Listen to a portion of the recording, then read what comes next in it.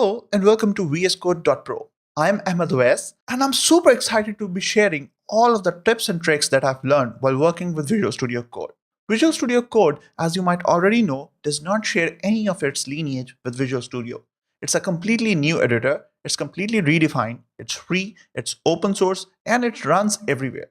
Since it's open source, being an open source developer, I was able to contribute to the core software of this open source editor, which is fantastic. While I'm gonna be teaching you this course on a Mac, you can easily click here and download the stable version for Windows or Linux. There's also an insider version. For example, if you click here, basically the VS Code Insider's version gets the latest release each day. It is only meant for early adopters to test the functionality, and I would not recommend you to use this for writing code.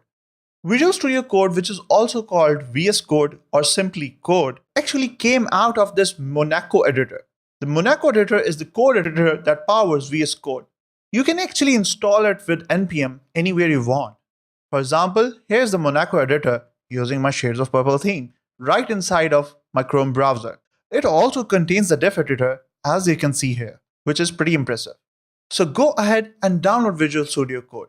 With all the tips and tricks I'm going to share in this course, I promise you, you won't only be writing code faster, but you will be actually able to save a lot of time every single week and maybe work on that side project that has been sitting on the shelf for all that time. So what do you say? Let's begin.